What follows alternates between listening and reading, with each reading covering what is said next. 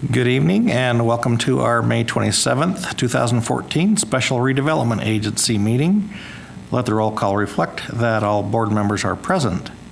The first item on our agenda is reports from the administration, Kiesel Building Project. I believe Mr. Brandon Cooper will be leading out since he's got his yellow shirt on. Mr. Buxton called me early this morning, so we coordinated. Thank you and good evening. I appreciate your time tonight. Late last year, administration staff identified a section of our downtown that was eligible for additional redevelopment efforts. Is this? Sorry, is that not working? It's not your fault.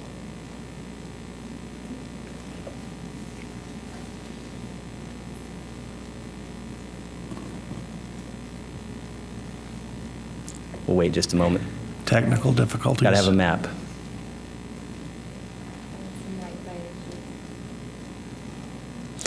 So as she's working on that, I'll just describe the area that we have identified as an important element in our downtown revitalization. It's the area, there it is.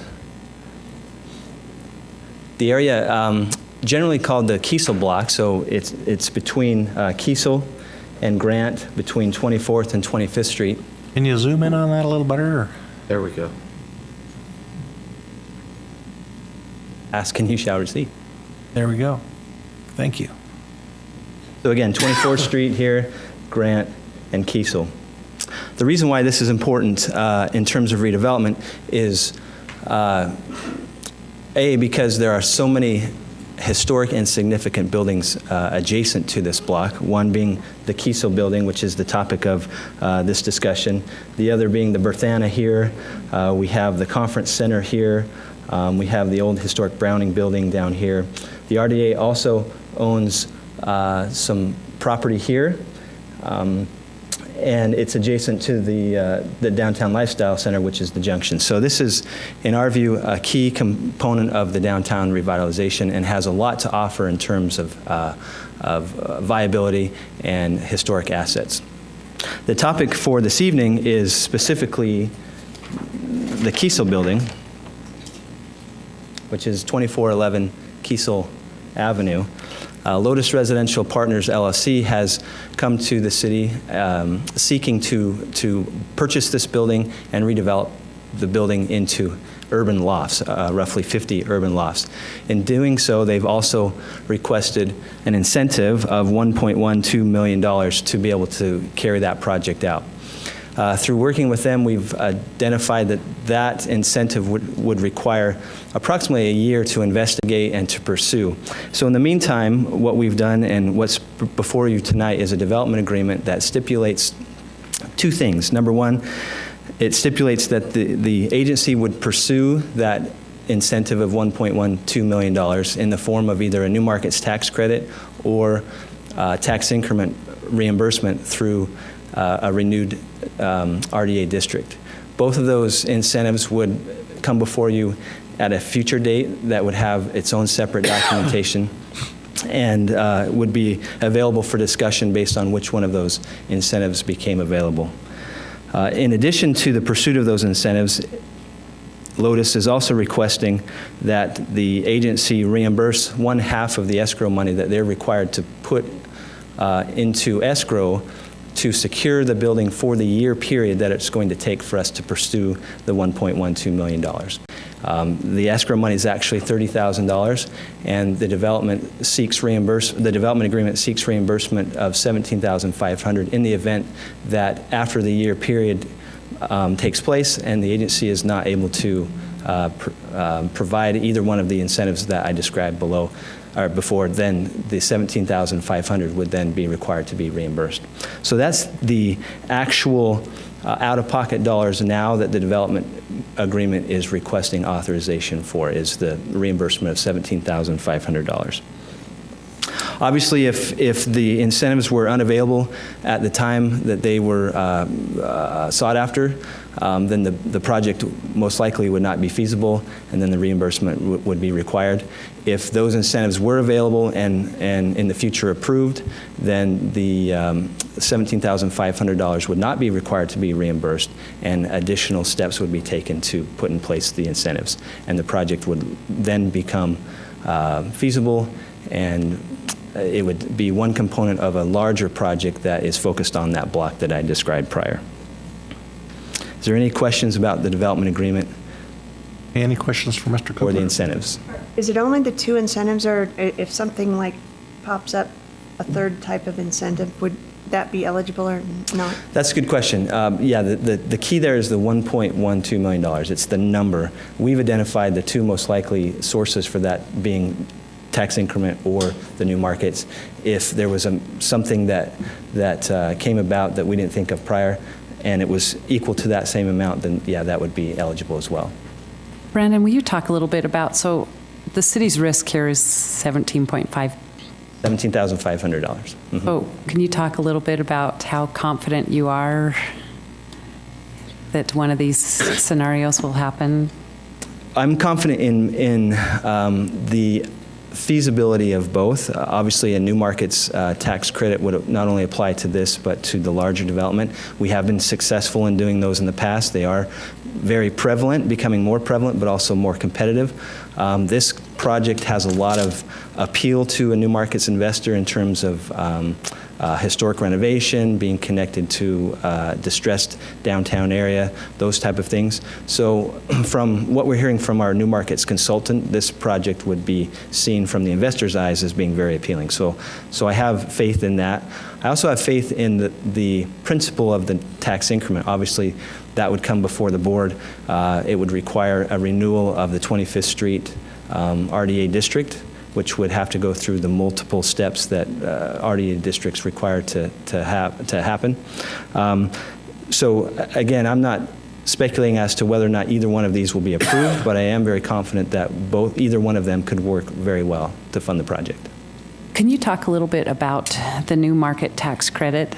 I know that there's been some success for Ogden along those lines. Does that make, I mean, and it's a competitive process, does that have any impact on this project, either negatively or From what I positively? understand, it doesn't. Each project is really an investment in and of itself. So as those folks that are investing in the project, both on the equity side and the debt side, look at the project, they weigh the merits of that project in context of the eligibility standards and then the larger market as a whole.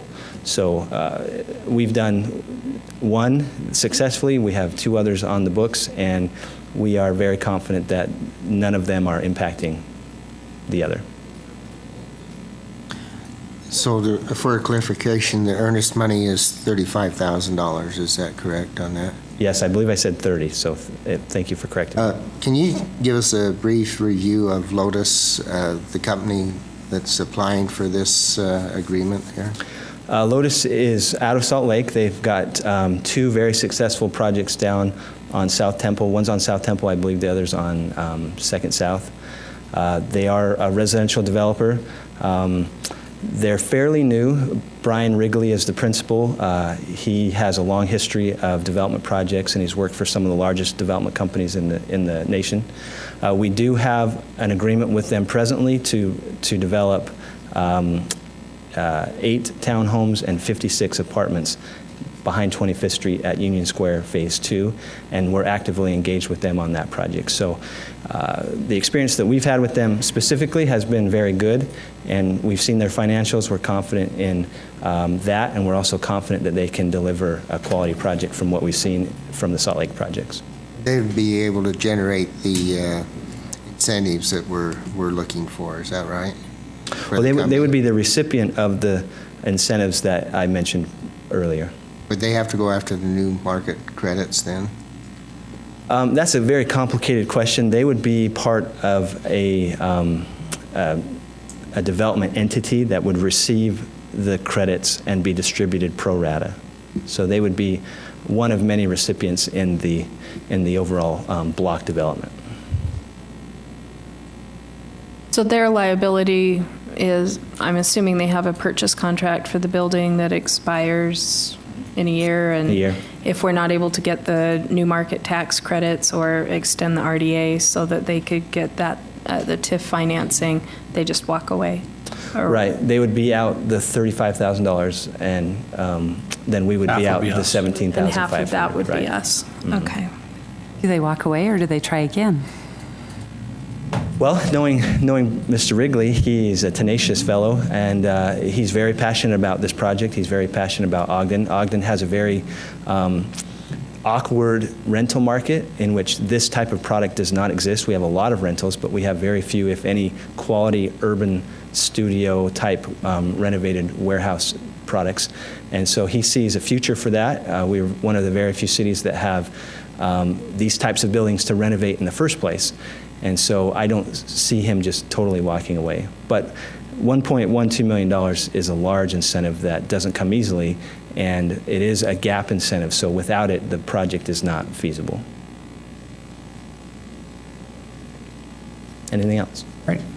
Beautiful building. And Brandon, Yes. currently, there's only like one small part that's even occupied right now, right? There's a handful of tenants that occupy what once was the standard examiner offices. So they're individual offices with individual doors, and so they're a pittance in terms of lease revenue. And upon the sale of the building, they would be vacated. Be a great building to preserve. It'd be great. 50 units would bring in approximately 50 to 100 new residents in the downtown, which would help with sales tax and 24-hour presence, those type of things. So it's a wonderful deal. Thank you. Thanks. Okay, we'd like to accept public input on this proposal at this time. Is there anyone that would like to speak to it? Okay, Seeing no movement, if there is no further discussion, I'll go ahead and make a motion to adopt proposed resolution 2014-6. Second. okay, we have a motion by Vice Chair Gochner, seconded by Board Member Garner, to accept proposed resolution 2014-6. This is a roll call vote.